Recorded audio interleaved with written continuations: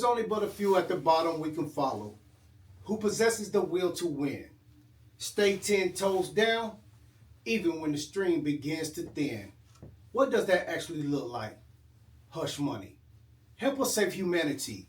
Money over negative entities, you dig? Now come join in on this conversation we're about to have with Rodney here in this shared space of respect and gratitude. Thanks for coming. To voice your honest opinion, because they do matter, so does growth, with the ability to agree to disagree. Hush Money welcomes you. I want to be welcome. Yeah, What's happening with you, man? What's going on with you? Oh, man, living life. Living life. Living life, man. That's what's up, man. That's what's up, man. You know, I've been trying for a minute to get you on my show. I'm glad that we finally, have an opportunity to sit down and have a grown man conversation. That's a good thing with me because we always sit on the bench in front of the store, ain't we? Yeah, definitely. Many times to know, knowledge be sharper knowledge. And exactly right. And that's the main focus, the main reason, you know what I mean, that Yeah. I've been wanting you to come on is because the next generation really need a guideline. Do you agree? Oh, yeah.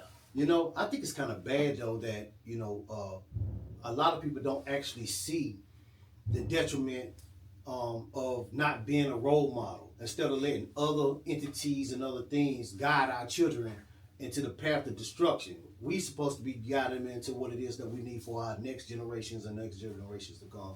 Yeah, we supposed to be the mold. We are. We are. Supposed to be the mold. We are. But, I guess we could start this thing out, man, for us, tell us a little bit about yourself. Well, I'm born and raised in the city of Charlotte. All right. I come from a family of 7. I'm the 6th child. I was raised by mother and father in the projects of Fairview Home, which they call it BYU, Brickyard University. One of the most treacherous ghettos it was in Charlotte at that time. All right. And it just wasn't called a project; it was called a ghetto. No doubt. And you know what? Before you keep going, would you give a clear definition of what ghetto from the projects, the separation of the two? Projects to us was like you had a structure, a building. You know what I'm saying? A ghetto was almost like in certain areas of that project amenities that you had like a rough area. Mm-hmm. I mean, where children and certain adults, young adults wasn't allowed to come down there because there was so much different activity where you had drinking, drug and shoot. Right. And, you know what I'm saying? It was just like some of the things you see on them big movies, like all the rat infested areas, like what they call the alleys. Mm-hmm. But inside this alley was a whole street. Mm-hmm. Was a whole street in my neighborhood. Mm-hmm. And that's what we really call the ghetto, where the city didn't hardly come in and do hardly nothing for us. Right. You know what I'm saying? Mm-hmm. But we hung out as a community and neighborhood, man, and we stuck together. Mm-hmm. I'll tell you what, I say we stuck together. Right. And it was almost probably a good 15,000 of us there. Because it was almost like 900 some apartments. And after you put all the apartments together, and some of the households had 5 and 6 kids and one parent, stuff like that, it added up. Right. And man, it's a difference between what they call the projects up here, like Bedrock and the other one over here by Exodus. That just was a street. That how big it is. That was just one street in my neighborhood, man. But that's a project. Right, no doubt. Yeah. Yeah. So, how was like living in that form of ghetto to you as a child, seeing it, or if you're looking back at it now, you know what I mean? What did you get from it also? Boy, we had fun. Did you? For real though. Yeah, we had fun. Yeah. We made living worthwhile. Let me say it this way first.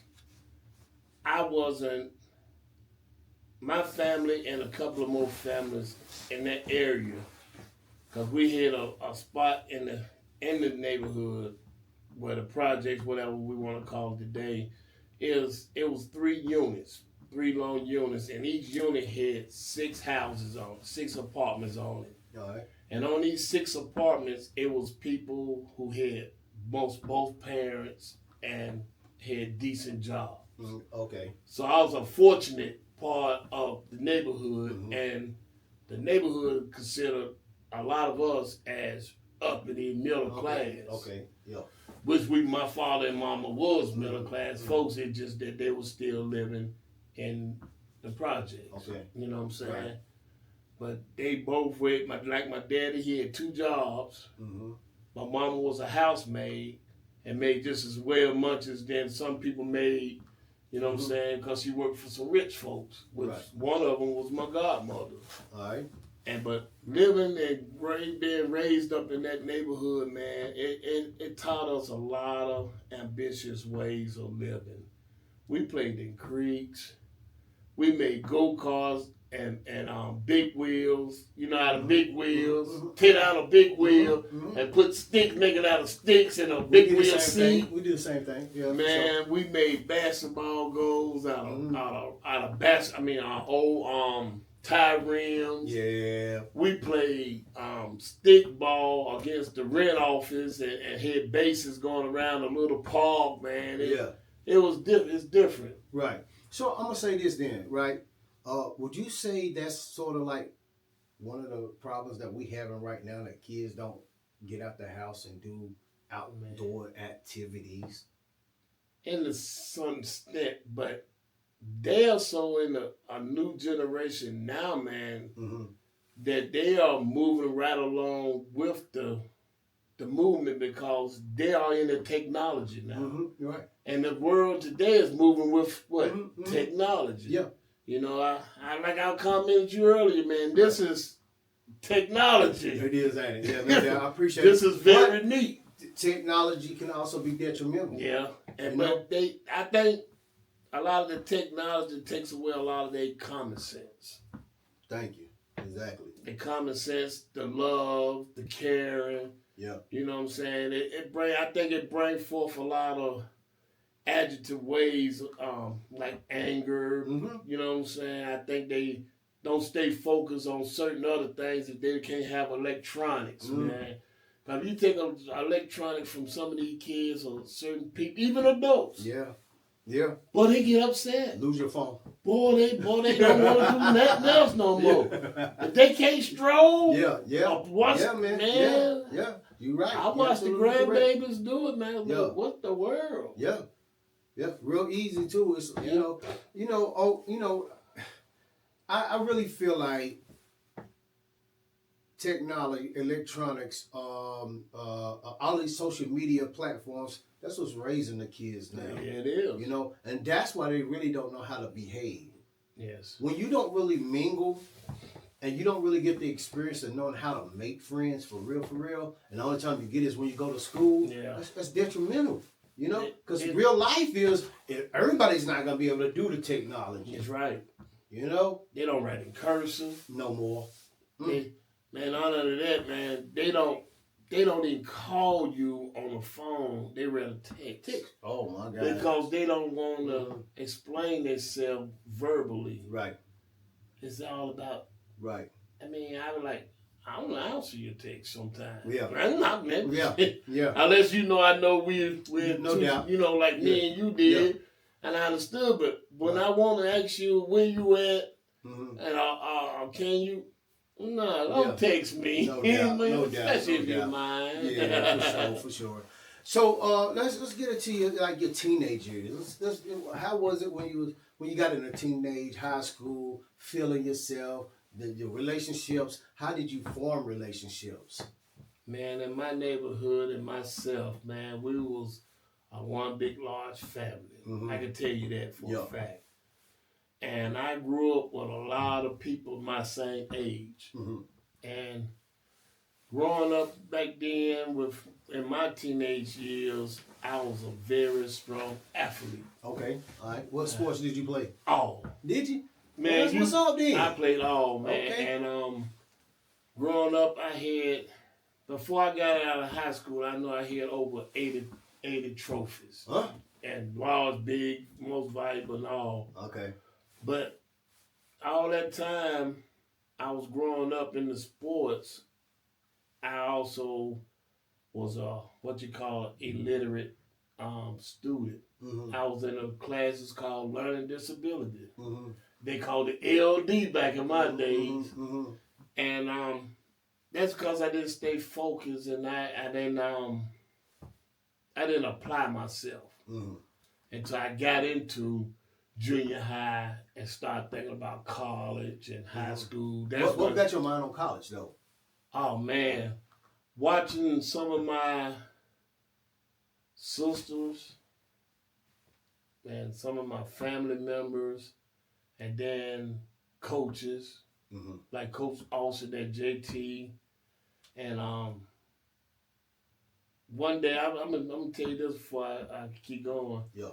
It was a group of us playing football in the 9th grade, and the coaches, the scouts came from the high schools, the SEALs, and that's when they started talking about, well, if you don't get your grades up and you don't, and all this, you can't go to college. I was like, you got to go to college? Right. And they were like, well, if you want a future, that's what it was about. Uh-huh. And that's when I started thinking about a future. I didn't think about no careers or nothing until I got... Right. You know, a lot of us, why is it that we never, as kids, grow up, be taught to look forward to the future or to think ahead? You know what I mean? It was always we lived every day. Yep, that's what it was about. Living every day, getting ready to go work or warehouse or the city. Back in my days, it was warehouses or the city. Mm-hmm. But now these kids today, man, they getting taught to go to college. You know what I'm saying? Because I think it's all a money scam now because they learning advanced ways of doing things, but man, they also just pushing them along too. And I'm gonna tell you something else too. It's a debt game. Yep. You know? Yep. College. Most people go to college, don't come out and do what it was with the college for. No, they don't. You know? And that's why I say for our kids, I think it's detrimental to go to college, to get put in debt, to come back out here to try to get money to pay the debt so they can get the credit right, to be able to get a car, to be able to get you know? Yeah. It's stacked up. It's bad. In my days, in the 80s and 90s, we was actually going to college for what we was going to college for. You know? Yeah. Like, for instance, me, I went for bookkeeping and accounting. Okay. And that's what I went to go do. Right. And I accomplished just what I went to go do. You said a few minutes ago that you was in those LD classes. Yeah. Right? You know you got to have some kind of smarts about you to be able to take accounting. Yeah. You know what I mean? Math. Even though it's a lot dealing with math. Really and truly, math and science. Everything is math, believe it or not. Science. You know what I mean? Yeah. You know, and so, you know, how did you apply yourself to get a degree in accounting though? I ended up going, what they call it, CATs back in the days. And that aptitude test showed very high in math. So a lot of the counselors say, hey, this is kid right here, he's dominant in math. But he's slow in reading. So I had a reading comprehension, but they worked with me on it. You know what I'm saying? Right. They learned how to read the sentence and doing math and applying it, you know what I'm saying, in certain areas. But I had learned that I was good with numbers. You know what I'm saying? And that's what I wanted to do. Right. I mean, I didn't want to become an accountant at that time. Right. But I knew I was good at math because I ended up going to geometry and algebra 2 before I even got in the 10th grade. Right. You know what I'm saying? Yeah. And then I got into calluses and alliances in the 10th and 11th grade in high school. So, you know. You done aced the college course already, you know what I mean? What they're acquiring today, we did them back in my days in certain classes, they were called advanced. Right, yeah. Oh, we recording? Hi guys, this is Mr. Stay Fresh, so I don't have to get fresh. Host of the H.U.S.H. M.O.N.E.Y podcast, Ron, asking everyone, Please like, subscribe, and share it to all our major platforms. It'd be truly appreciated. Thanks.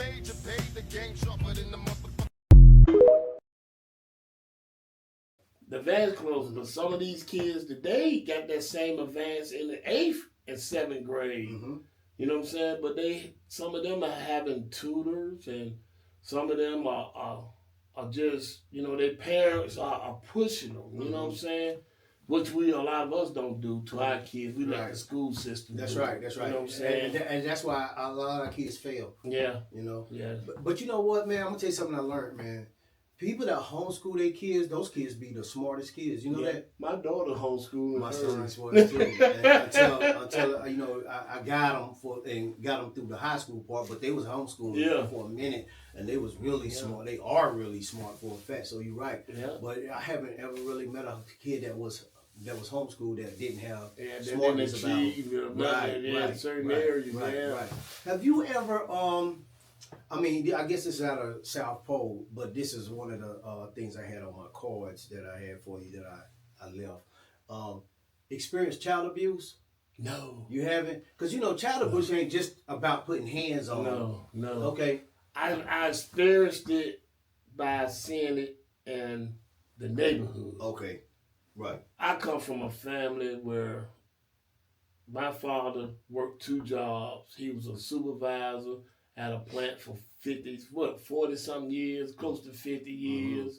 Ever since he came to Charlotte from South Carolina, him and my mama. And but I didn't never I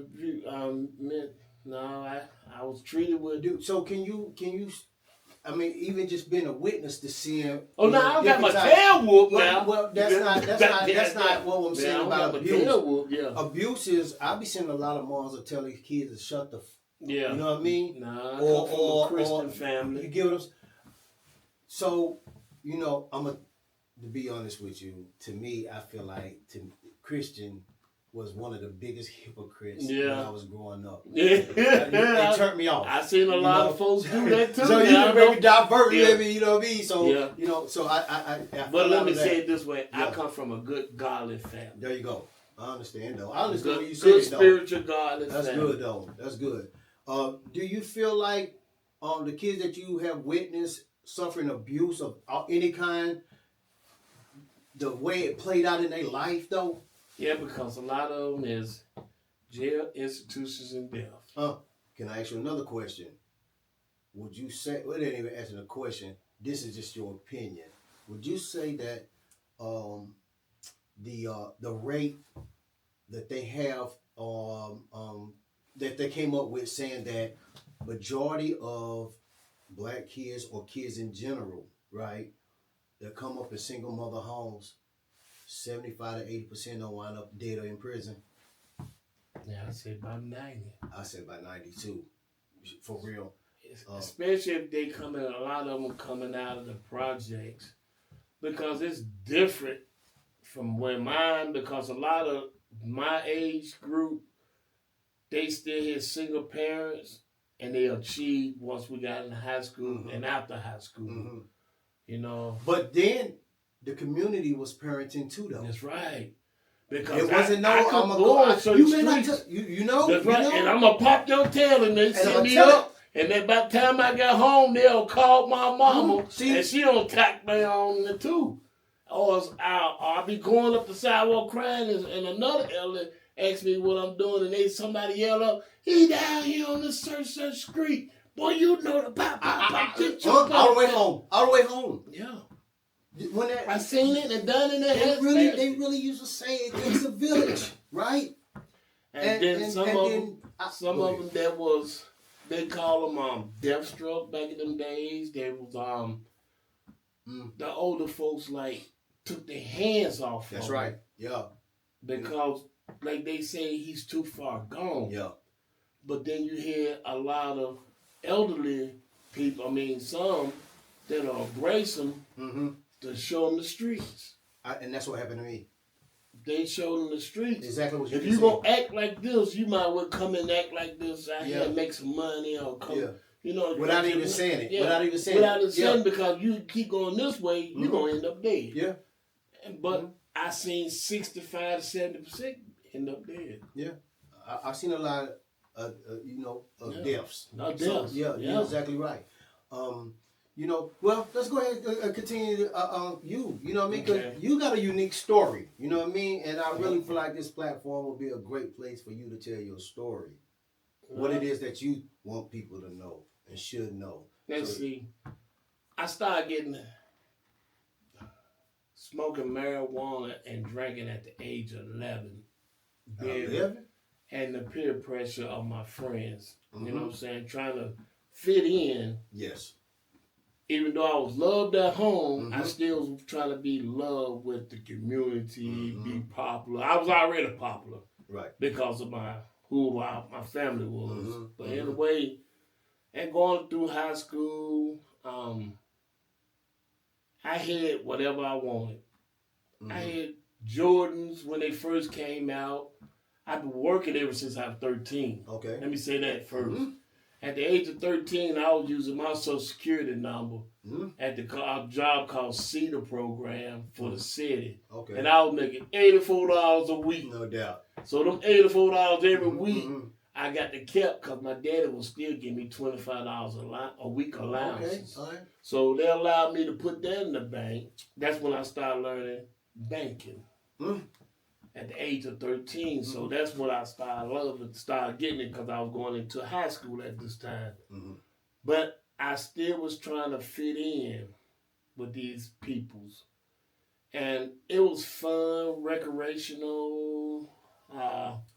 It was joyful to, you know what I'm saying, go out on the weekend after I went to school all week and played sports all week, you know what I'm saying, practicing all, and hang out. Right.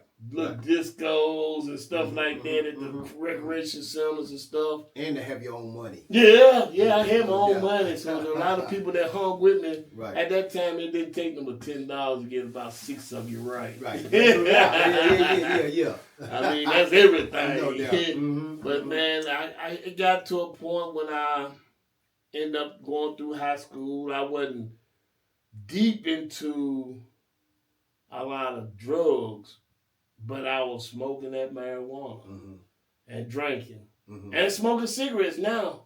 Okay. Yeah, I was smoking cigarettes around the age of 16, 17. I'm thinking I'm grown now because back then you could buy cigarettes then. Okay. And I started smoking cigarettes regular, and my coach Todd at Independence High School, knew that I smoked, so they actually gave me a smoking permit. Because I smoked. Okay. They go on the smoking patio at school. Because at that time, you could smoke in high school. Yeah, they sure did. I remember that. And that didn't have no effect on me at that time, I thought. Right. So I carried on for a while. Then I ended up going to Appalachia. Okay. All right. App. Yeah, I went to App in 87 to 89. I made it for 4 semesters and I got kicked out because I got caught with some marijuana. And I went up there on the track scholarship. See, at this time in life, in my era, I was one of the North Carolina fastest in the state. Yeah, I was running the open quarter, the mile relay, and triple jumping and long jumping. That's all I wanted to do. Okay. And the coach let us do that. And then I walked on for football. Okay. So I was always a quarterback at Independence and wide receiver back then because, you know what I'm saying, my efforts of learning ways of pop water and all. Okay. And that was a good experience too because I also had like my partner Steve Wilkes. Okay. You know what I'm saying? The coaching the Panthers and all when he was a defense coordinator. But he was one of Charlotte's notorious quarterbacks at that time, but they made him a defensive back. Ooh. So they switched us all up when we got up there. But so we learned, we were partying and all, but then once I got kicked out, I got introduced coming back home to that crack cocaine. So how did you get introduced to crack though? Well, man, I was on a block one day. Right after I got kicked off, I ended up going back to work at A&P Warehouse because I was working there even though I was in school. I worked on the weekends. All right. You know what I'm saying? Right. Made my own money, good money there. Mm-hmm. And then I went back full time. And when I got off work, I was on the block. Mm-hmm. And that's when the Jamaicans and all that, back in 88 and 89, mm-hmm. that's when the crack epidemic hit North Carolina, Charlotte hard. Yeah. And that's when the Fed declared war on us because it overwhelmed the city. Mm-hmm. And one day they were just sitting on there, they were crunching stuff up, putting it in their weed, and they said, try this. Judy fly. Judy fly. And I said, man, I'm not finna smoke that. I don't know nothing about it. Right. And then they said, man, you'll enjoy this. So I as a teen, still tried it. And it didn't get me hooked. But I love that feeling and taste. Okay. And it carried on and carried on. And then one day, I went to go to this lady to have her to mix up something for me. A large quantity. And she told me, she said, you wasting your time rolling that stuff up. You can smoke out of this right here and get a better effect. Oh.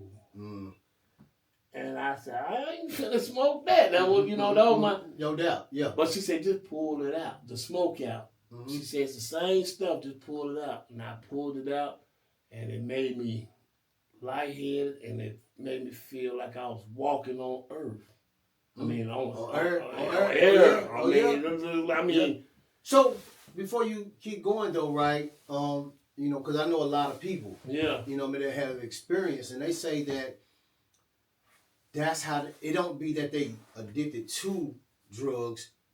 They're addicted to that chase. That's right. That very first one. Floating on air. Yeah. That's the first time I ever heard somebody even know how to describe it. And man, and then not only that, you also chasing a feeling. Not only that part right there, but when you chasing that feeling, man, you never can get that one again. It's just like some addicts that shoot their drugs. They hear trains.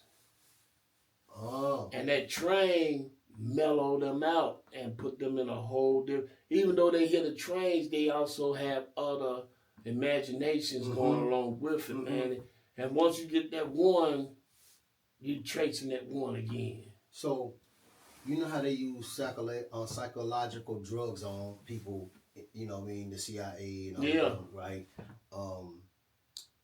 The pineal gland. That envision of things you can't imagine, you can imagine. That's right. Okay, so I'm just saying. That's what that day. Okay, that's all. I was trying to interrupt. I heard people say, "Man, you see that pink elephant?" Right. You know what I mean? Yeah. But at that time I wasn't, Right. Before you go on though, right? Did you ever get into work as an accountant? Oh yeah. Oh yeah. I ended up going when it was NC Bank. Okay. All right. And then it turned to National Bank. Was this before you got turned on, or was it after you? It was during. Was it? It was during. You still had your sense about you, though. Yeah, I was an intern at this time because after I left App, I went down to Central Piedmont, and once I finished the community college, I ended up going to John C. Smith. Okay. So once I got into Smith, that's when I got really the intern, and all that. That's what the degrees and all that. Okay.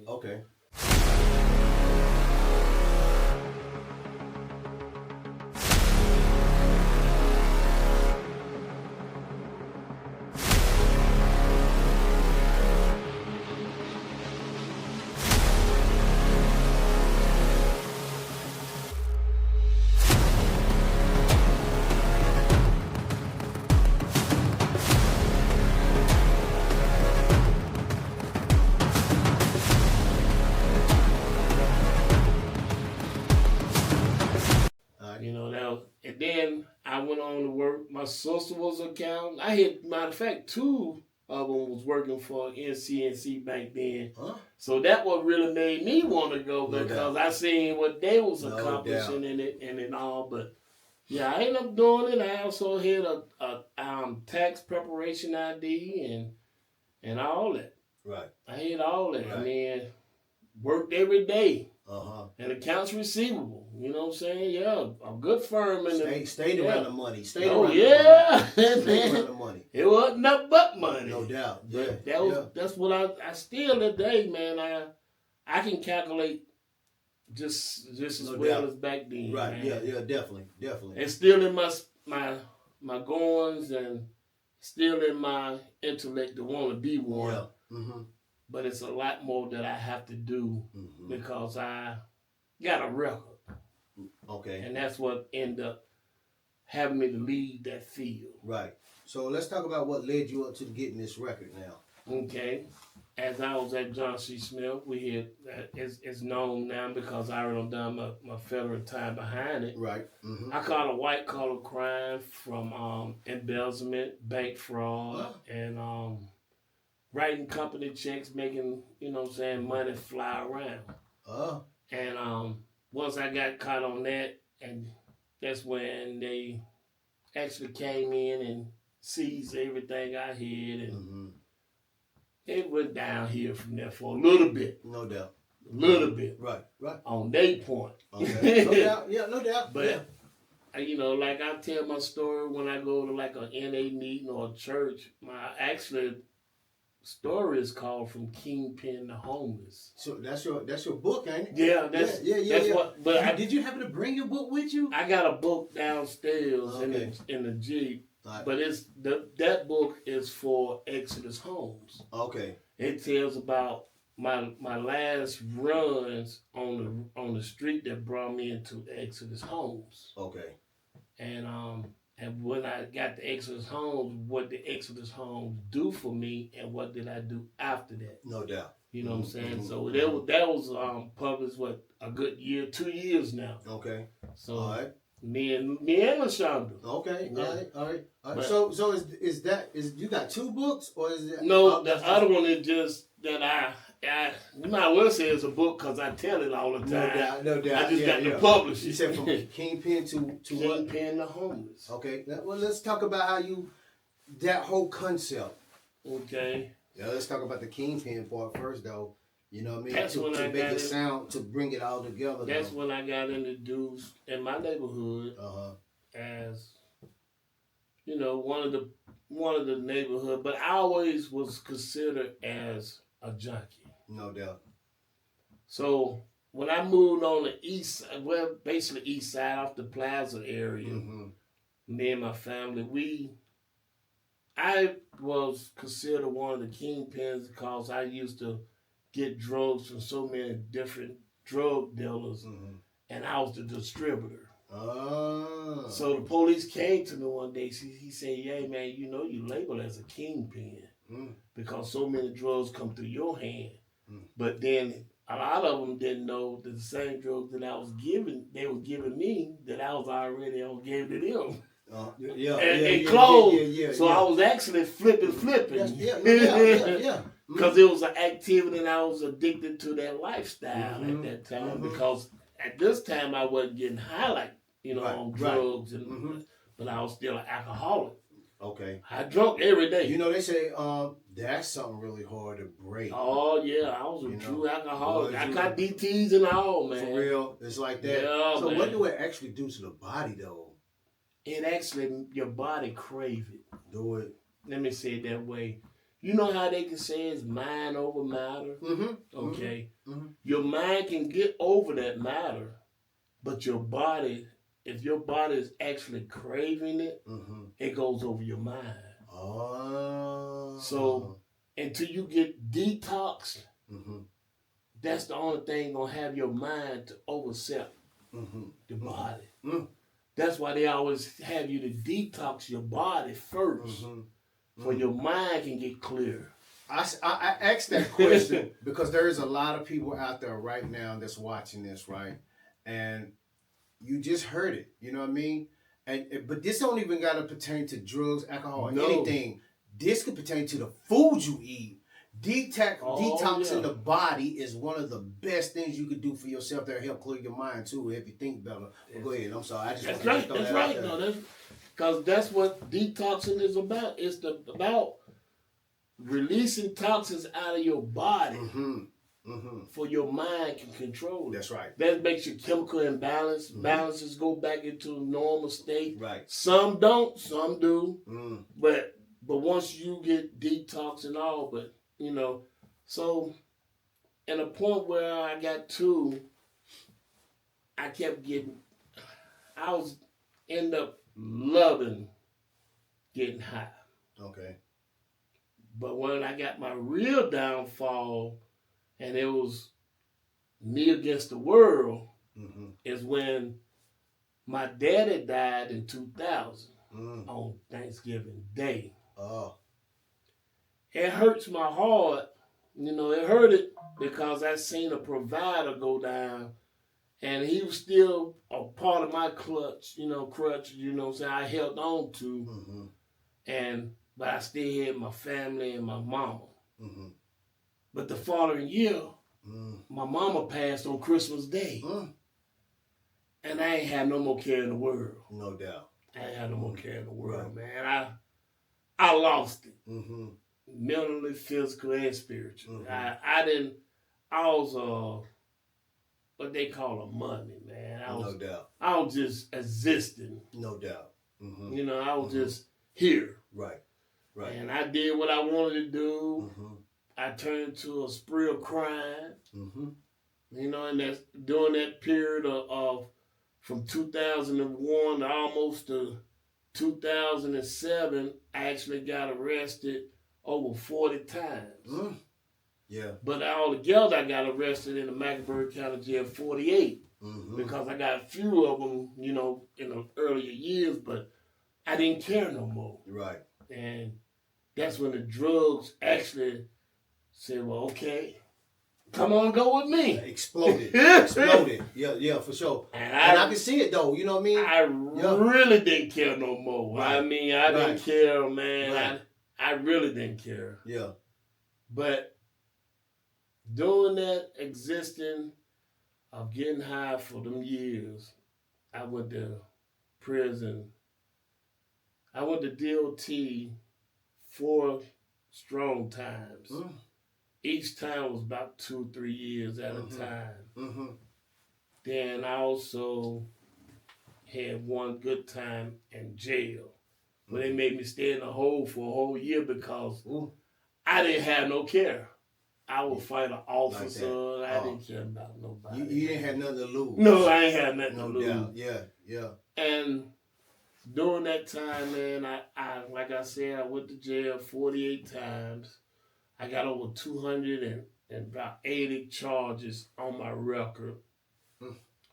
I've been convicted of 18 felonies, and 22 misdemeanors out of all them charges. I have won several charges, major charges, because I had some money at this time in court for paying my lawyer, you know what I'm saying, the bondsmen, you know, the fines and fees. So that's where your money started disappearing. That's right. Yep. And as it started disappearing, and my level in the game started going down because now I'm getting high more. I wasn't conscious of what I was doing no more because I started getting high on your own supplies. Start getting high on your supplies. I didn't allow those out getting high. But I was actually coating my feelings. Right. I see that. And I didn't know how to deal with it. Right. And there was nobody that would try to reach out to you. Oh, my sisters. Yeah. Yeah, they tried. But it's nothing that they could really say, you know what I mean? Well, no. Let me say this. My oldest sister told me this, and that's what made me stop. This was in March of 2009. I was homeless as I don't know what. I was sleeping in my sister's car, she didn't know, and abandoned house at the family house. I sneak in, sleep in the hot car that nobody wasn't driving, go to sleep. But my older sister told me, she said, boy, if you die today, what kind of legacy or what can you leave to your daughters? And at this time, I don't gain 3 daughters. You know, I got 3 daughters at this time. And I said, nothing. She said, because that's what you is right now, nothing. And I broke down with that. I went up under this bridge and cried. I cried, and it just hurted. Yep, no doubt. It hurted because she was telling me something that I knew, but I didn't know. I just didn't want to face it. I was getting ready to say the mirror had actually been turned around on you. I didn't want to face it, man. And at that time, I did look at myself in the mirror. You know, without a physical mirror, but no, I know what you're saying, though. I looked at my ways of going, man. My upbringing, my existence, and where I'm going. Right. And I know I didn't want to end up like a lot of them, dead. I didn't want to live getting high all my life. I knew it was a better life because I had a couple of my associates got themselves together, and they told me they couldn't hang with me no more. And that hurt it. No doubt. I mean, we ran the streets every day together Right. for many years, and you all of a sudden tell me you can't hang with me no more? What's your problem? That's what... Bro, listen, on my journey of changing my life around, I had to cut off some of the closest, I'm talking about close, to make sure that I can survive.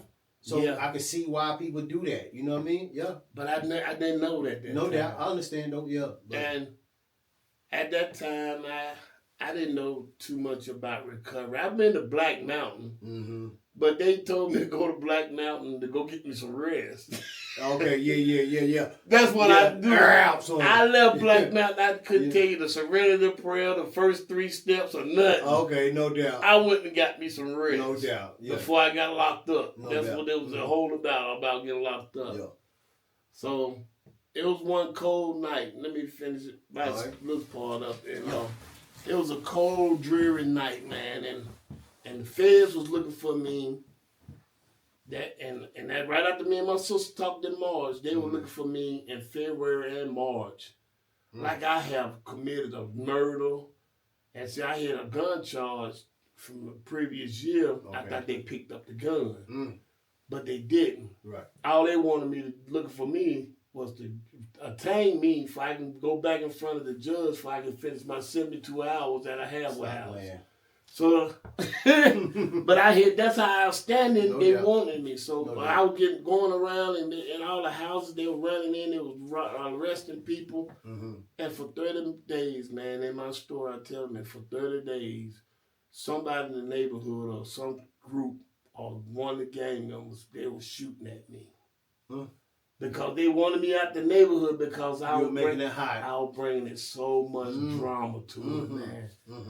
And so I got that day.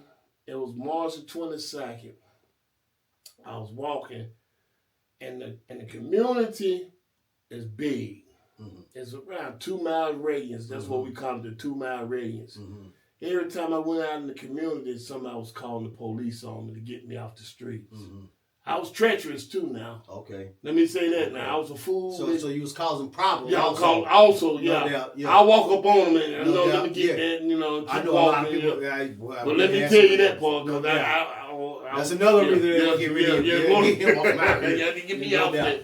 I was treacherous, man. And it was athletic, so I could see that you be able to handle yourself. I was a fool with it. A lot of time I walk up on them and say, I need 10. Man, I ain't got nothing. Give me 10, or it's going, something like that. Doubt. I bring it back to you later, stuff like that. That I was treacherous. Right. And I carried a tool all the time, even though I was an addict, you know what I'm saying, out there in the streets.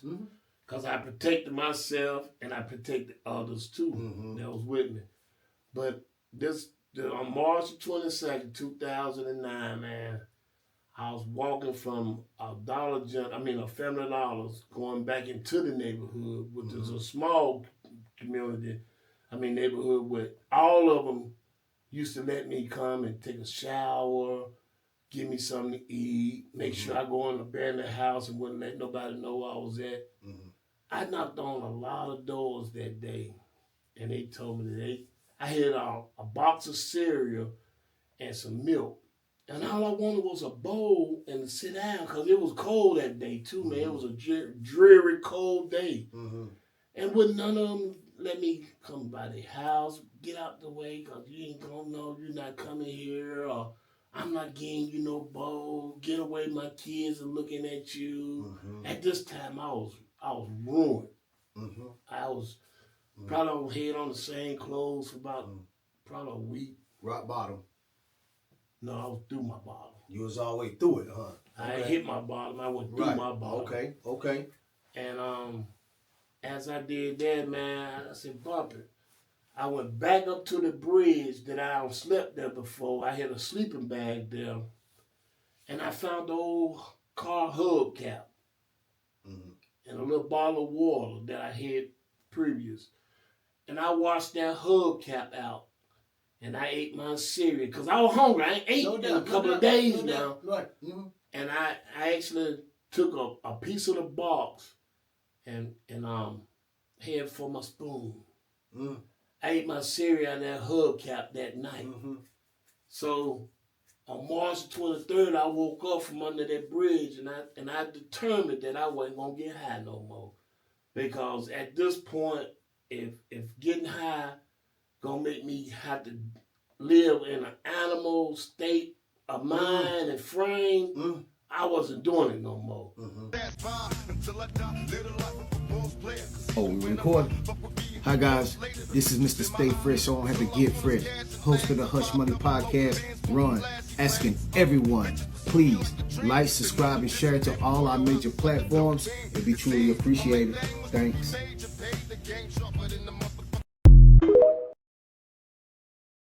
When I see that I didn't have no care, no worries from nobody, they wanted everybody was wishing I was dead or gone or in prison. And let me stop this. I just went to court earlier, 2 weeks prior, and I had a little misdemeanor charge, but I also was facing still that gun charge on a shooting, basically. And the judge offered me 20 to life. And that scared me. And that really scared me. And I figured I can't do no 20 to no damn life. No damn. I wasn't going to go do it. You were going to have to find me dead. Yeah, you going to have to kill me. I'm telling you. But something came over me that changed my whole amendment of how that goes along. But I made it through it. Because I ended up going to jail, and they dropped all the felony charges and made me do 60 days. Yeah, they made me do 60 days after that. But during that time, man, of March 23rd, I just asked my God and my understanding, I said, listen, if you let me make it on these streets at my birthday, April the 6th, 2 weeks, I said, I turn myself in, and I get my life together. I was sincere. I still hung in certain drug activity areas, but I didn't pick up no alcohol. I didn't pick up no drugs. I still was smoking cigarettes. But I was still hanging around certain people and places, and I kept saying, well, if I keep hanging around these people, I'm not going to make it. So I made it to my birthday, April the 6th, 2 weeks. I turned myself in on April the 7th. The judge seen that I turned myself in. He dropped them charges. And at that time while I was in there, I applied for H.U.S.H Homes. And when I applied for H.U.S.H Homes, they told me on my release date, come back and, you know what I'm saying, let them know when I get a release date. So I got a release date. But I had also still owed the feds in 72 hours. So I had to go. I had to go to the federal halfway house from that Friday to that Monday. And there was Memorial Day. May the 25th is Memorial Day, right? Mm-hmm. Ain't that Memorial Day? I believe it is. Yes. Okay, well, that Memorial Day, they came and got me, man. And I've been clean ever since March 23rd of 2009. Kudos. Yeah. I mean, real talk. It'll be 16 years come this March. But there you go. There you go. And you wanted it, though. Yeah. See, nothing, same way that the want for not caring, you reverse that. Yeah. You know what I mean? If you sit back and really look at how your life end up playing out, when your parents, and I've noticed this, though, a lot of people, when something really tragic happens, is whenever people mind frame either go upbeat or it drops all badly. You know what I mean? But it's the want to, I want to do this. You know what I mean? And it changes up everything. Yeah, it stayed stable for a while. Mm-hmm. But when it hit me, because when my mama died, I had got some gifts. My youngest daughter's birthday is the day after Christmas. Mm-hmm. So I had her gifts, my mama and sister them some gifts, but I decided to go out and get high on Christmas Day. And I supposed to been going to see my mama on Christmas Day. Mm-hmm. So that's what tore me up. It is. Yeah. You chose something over being there. And then that day, when she passed on, I went back to the house that following day, and that's when I found out. Mm-hmm. And that's what hurt it. Mm-hmm. I couldn't live with that. Right. Because I said I didn't get to say goodbye. Mm-hmm. I didn't do what I supposed to done. I beat myself up. Right. I mean, I beat it myself up. Listening to your story, you can tell you beat yourself up. And what you was willing to put yourself through behind it. You know what I mean? Yeah. Yeah. But I can't sit here and point no fingers at, it's a decision. A lot of people don't even know how to handle grief, period. No. You know what I mean? How did you hear about Exodus, though? I was in jail, and I went to ask the chaplain to make a phone call for me because I didn't have no money. Right. And I needed some socks, some underwear and stuff. So they told me to go to the chaplain and let him help me. Because I was at the lowest of my whole life I ever been. I mean, and he asked me, have I heard about this faith-based program? I ain't never heard of Hickory besides coming through it. You know what I'm saying? And then once I realized where Hickory was, I came up to Hickory many times and terrorized. Ain't that something? I believe it. Right there on the same hill where Exodus at, man. They used to call it the hill. That back then was a lot of prostitutes and trailers at the bank, the park. And I was amazed. I said, man, I've been here many times. We was goblins. Yeah. Right there where Exodus is right now, that horseshoe. Is what we. That's where I used to come. I said, man, joint. I know this place here. Yeah, we had all of them. Yeah, we was young terrorizers. Man. For real. So many shootouts and fights and everything, man, that happened in that. Ridgeview by far is probably one of the biggest black populations. Used to be in North Carolina. I mean, but there's a lot of athletes that came out of Ridgeview. I know. A lot. Yeah, I hear about them too at the barbershop. Yeah, man, for real. I mean, a lot. And, I would love to get a lot of them on here, though. You know what I mean? To, just tell their stories and what they know, too, as well, though. But, I used to live in Charlotte, too, though. And you said over the east side. I stayed off of Margaret Wallace. Too. Okay, yeah. I stayed off Margaret Wallace. I also stayed in Castlewood Apartments. Bullet Hill. Yeah, boy. That's the hood. All right, okay. I stayed in Idlewild apartment. Okay, and then I stayed in the condos beside Idlewild, Foxfire and all that back then. I know what Foxfire is. So Castlewood and all that right there. So now, at that one of them points, that's when I was. I was there. Because I was living good then. I mean, I was by myself down there. I had to get away. I had to get away from it. I had to leave her. Yeah. I had to, because I wasn't going to stop. I wasn't going to ever quit. That's quit. what I said too. Yeah, I had to leave. Yeah. And when I went down there, for a fact, I went down there in a car that I bought with no tag. Yeah. You know what I mean? For real. We had to get away. I went down a hotel, one of the extended stay hotels. I was living out of a hotel down there for a minute. Yeah. And then one of my partners up here knew a chick down there.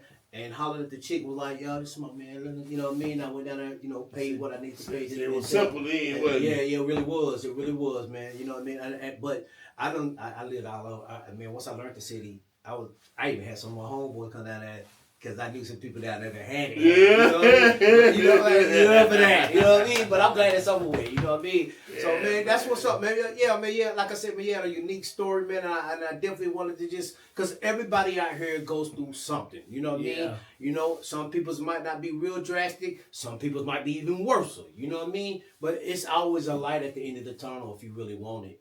And then I sit in that jail cell. Uh-huh. And I say, God, if you let me go to this little small town, find me a decent job and a good woman, I ain't turning back. And that's one promise that I have kept. You ain't turning back? I ain't turned back. Yeah. I found me a decent woman. Yeah. And I had me a good job. Well, not even just that. Y'all also own business. Yeah. You know? And I'm retired. And you retired. You know? And I'm retired. And you happy. Yeah, I'm very happy, you know? man. That's the dream, is to be happy. I still got little things that I do. Right. Honestly. Mm-hmm. You know what I'm saying? Right. And I go home every night and put my head on that pillow. Right. Don't have to worry about nobody coming looking for me at that dang house. Mm-hmm. You know what I'm saying? I ain't got to worry no law enforcement, nothing. I sleep good every night. Right. You don't catch me by 10 o'clock, you might as well catch me the next day. Hey, man, I'm 7 o'clock. I'm out. Look. If I get in that room and she ain't got me nothing to do, you best believe that's what I'm going to do. I'm going to go and lay across that bed or lay my bench. Got a little study bench in there, and I go in there and either read real quick and watch me a movie. Right. I like watching movies. You know what I'm saying? I like the entertainment of watching movies. Right. But, bro, I'm going to tell you, for a guy like me, I have speaked at several churches around here for youth. You know what I'm saying? Their youth programs. Right. And I have seen a slightly change in this community about the games. I don't know who actually doing it or why is it coming about. But I like to grab hold at least 3 of them, like Chris Johnson did, you know, and bring them up, you know, because a lot of them, remember when you was going to get them kids and having them to do little things and studying and work, make sure they was in school. Man, that been on my heart too. Have it. Yeah. And you know, I still got a nonprofit. You know what I mean? And I'm about to. But that's what we was establishing. Exactly. So I'm gonna tell you what I got going on now, and this is for everybody out there, right? I am linking up with Tyler Clark at the Ridgeview Recreation Center, and we're working on a project right now, and it's I'm thinking to run with teams leveling up. Okay. You know what I mean? Yeah. So I want the harshest of the harsh, really. But I want to make my nonprofit where I can go and get the city to the kids that get put on probation. Yeah. Make them have to come through my program. I got a 10-step program for these kids. Building self-esteem, communication skills. Things that's gonna build them as a person to give them more esteem. You know. Yeah, and in the midst of all that, like me and you was talking a while back on this nonprofit, man, if we can get some of the parents involved. Yes. Not only by sending your kid, but also monitoring your kids. Participating in their monitoring life. your kids. Yes. And some of the problems I see in today's women and men is that they are real good friends with their kids. I mean, they partying. That's detrimental. Partying, smoking with them. Yeah. I mean, letting them be in their grown folks' conversations. And not no discipline, man. At all. The discipline, they actually threat their parents. And, man, I remember, I brought you in this world, I take you out this world. Meant something. Ooh. That meant something. It sure did. I don't see it meaning nothing no more. At all. I see babies having babies. As Babyface said a long time ago. You know what I'm saying? Yes. But this is the generation that I would like to touch, because this is the same generation that's supposed to take care of me. That's right. When I get older. That's right. That's what's been on my heart, because I was like, man, and they be so disrespectful.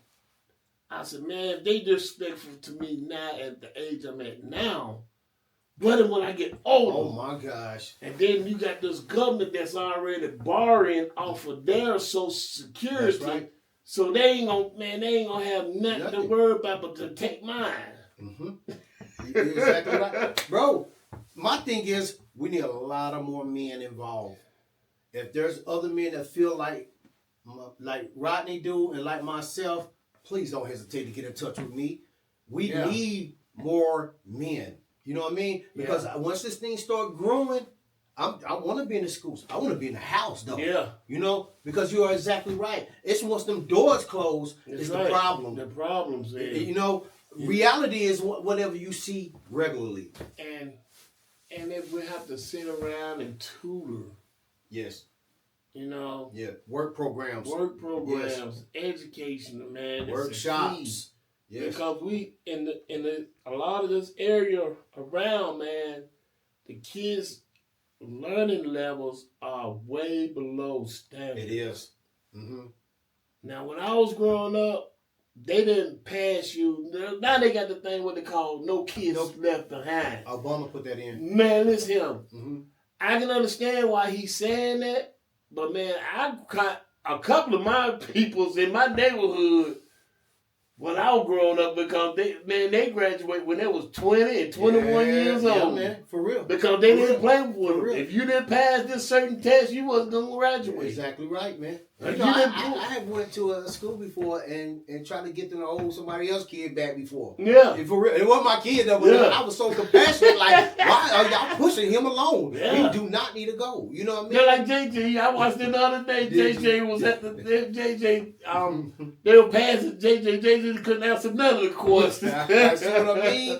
You know? Yeah, man, that's something else, man, on Good Time that day. And they were like, so y'all telling me that y'all gonna just pass him along and ask JJ did he want to graduate or repeat the 12th grade? JJ say, welcome with my classmates. He said, bump that. He just want to get a diploma and go on. Yeah. But after they got that diploma, what he do? He worked at a chicken farm, a chicken place. He was a certain else until he got his talent established and known. You know what I'm saying? But it's a lot of struggling. It is. And, you know, a lot of people don't want to do that. A lot of people don't want to do the struggling part. Yeah. You know, and the struggle is where you learn everything. And I found out now, man, there's equal opportunity for everyone. Yes. Right?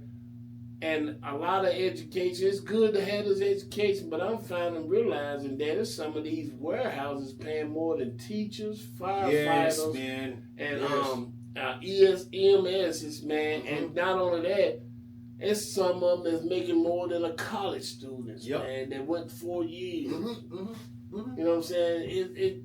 I just want to see a lot of youth exceed instead of the street. That's right. That's right. I don't care what you do. It's our job, though. I don't care what kind of job you have, because anybody can make it on any job, man. I've done it plenty of years, man. It ain't like they say, it ain't where you're from, it's where you're at. Right. It ain't what you do, it's how you do it. That's right. You know what I'm saying? That's right. That's right. You don't have to get in to fit in no more, man. That getting in. You know, the number one thing is finding the kid's passion. Yeah. You know what I mean? Right. And then you set them on that course. You keep them on it, though. That's right. You know. I got some things coming together, man. I know you do. I got some things coming together. And that's why I'm glad I came to talk to you. I'm glad you did too, man. I really enjoyed this, though, man. You did good, man. We sit on that bench right there, stove, man.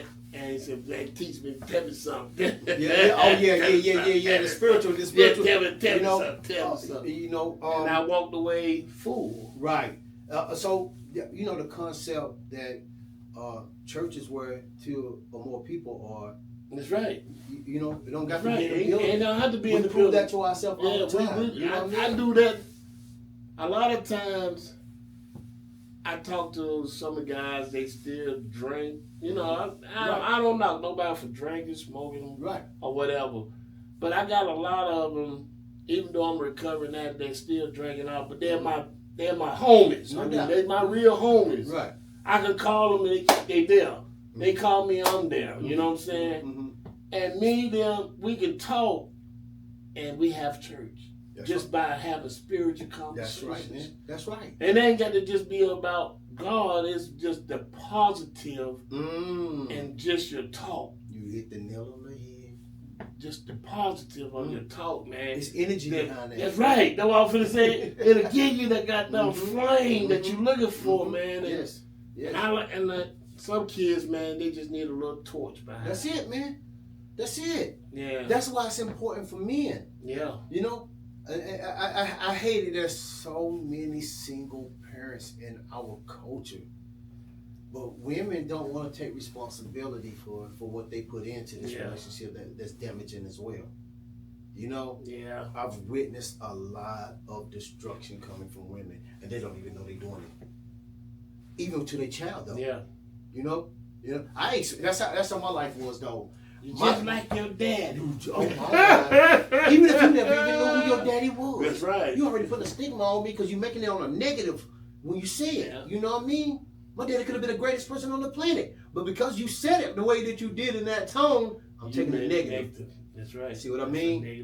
You know, they say the tongue is the most dangerous thing on the planet. Yeah, it is. It is. I learned and powerful. It's powerful. It's a lot of They power. said there's power in the tongue. Yeah. You know a song, ain't that a church song? Yeah. Ooh. Yeah. And look, man, even the word says that it's more powerful in the tongue. Because it's just like they say, it's like a bell. Once you spoke it, you can't bring it back. That's all. You can't take it back once you speak it. So if we speak death and nation and the kids and negative to them, that eats, man. Because they say hearing, faith come by hearing and hearing of the words. Not just the word of God, but the hearing from me and your mouth. Or that is the word of God. I know, but I'm saying it's just coming out of the mouth. That's right. You know what I'm saying? It ain't what they take in it, but it's what come out. Even in every religion. Yeah. They say two things. The God is I am. That's right. And the word. The word. You either gonna speak life or you're gonna speak death. Yeah, that's right. And I don't get a chance to be with all my grandbabies, but the four that's up here, I can see them more than all the rest of my grands, man. Right. And they know who I am. I'm Paw. That's right, no doubt. Out of all my 15 grands, ain't none of them ever seen me smoke a cigarette, never seen me drink a beer, never seen me take a toll, never seen me really too much out of character, but they have. Yeah. You know what I'm saying? And I know they have, but I mean, it hurts that I let them see some part of my character, but they know what anger is. But I push all of them to be better. Right. I mean, they got something going on. Any one of them, they got something going on. If I can't be there, I'll try to at least support them financially or some kind of way. Right. But the ones I have up here, man, I watch them and I push them. Right. I don't. And that's your start. Remember, you wanted. I mean, because it's really how can I put this in words? I get a chance to talk to them on a regular too. You do, but what I'm trying to say is they're a breath of air away from running across somebody out there on the streets that's gonna show them something stupid. Yeah. You get what I'm saying? So when you know how you like, I just want to get a couple of them in this generation right here.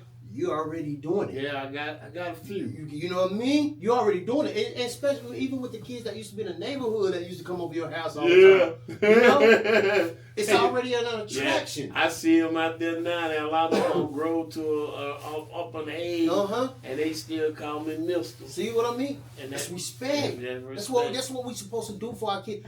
The only way our boys is gonna grow to be men to respect the women is they gotta see another man. They got to. And that's what they got to. That's what drives me so much, because always in my life I seen my father provide for his family. See what I mean? And that's why I am today. I would provide for me and my wife, regardless. Right. You know what I'm saying? I don't care what she might want. I might tell her I don't have it, I don't do it.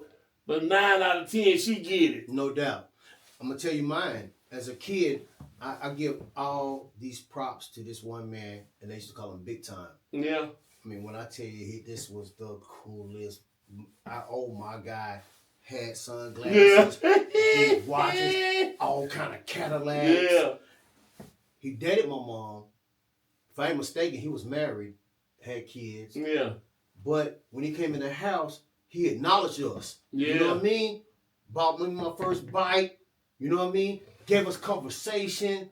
So it gave me my first image of a man. Like, okay. You know, nobody else ever really paid us no attention like that. But this man actually did. You know what I mean? Like I said, they call him Big Time. So may he rest in peace. You know what I mean? Yeah. So if anybody out there that know who I'm talking about, y'all know exactly what I'm talking about. It really was getting cool as a boy. Good God Almighty. Cool as a fan. Yeah, no doubt. But is there anything else, man, that you would like the audience to know and the people out there to know that's watching, that's going to watch? Any fine words?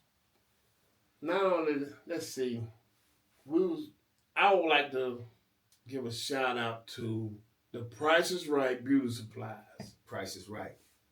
That is my wife's LaShonda's store. I mean, I understand that a lot of people say that's a small business or they didn't like her from the past. These are little excuses I hear out in the world. And but support your black businesses, not just ours. Right. Support your black businesses. That's what this weekend right here is about Martin Luther King. Martin Luther King had unity among us when they walked. They only brought stuff from black businesses. See, that's why I see the economic of us growing each other is one. I'm never jealous of another man that got more than me. Me either. You know why? Because they always say the grass is green on the other side, but just water your own. Just water your own grass and it'll get green. Or put some fertilizer on. There you go. You know, but support each black businesses, man. It's a lot of black businesses. Not only with a building, but they on Facebook, Instagram. You know, reach out to them, man. Support one another. We need to come together, not just on Juneteenth. Right. You know, we had a good festival up there at the park up there, Ridgeview, last Juneteenth, where all the black businesses was, you know, supporting one another. It should be like that on the regular. Yes. That's economics. You know what I'm saying? You'll see establish and love one another. Definitely. Get that hatred, man. Love covers a multitude of sins. Yes. Love one another. I mean, quit being so hateful. Quit being so quick to anger. Man, if we quit being so quick to anger to one another, man, our race will establish. The jealousy and the bling bling and all that they got and I didn't got, how they get there, they hustle for it. They hustle, work. I mean, working is hustle. You know, you can't pimp me, I can pimp myself. Go to work. Go to work. You know what I'm saying? But we're going to get it together. In due time. You keep doing what you're doing. You keep spreading the word. The word going to get into somebody. And it's gonna happen. For real. For sure. And we're gonna happen. Thank you for having me. No doubt, man. I'm glad you came. Anything else? I usually leave a fine word myself, but I think Rodney did a great job, man. I think that everything he said is exactly what we need to be doing is focusing on us. We can't keep focusing on everybody else right now. And the only reason is because we don't own and control nothing. So the little things that we can control and can do, I think that's what we should be doing, man. We got to start loving each other exactly like he said. So until next time, I'll holler. Hey.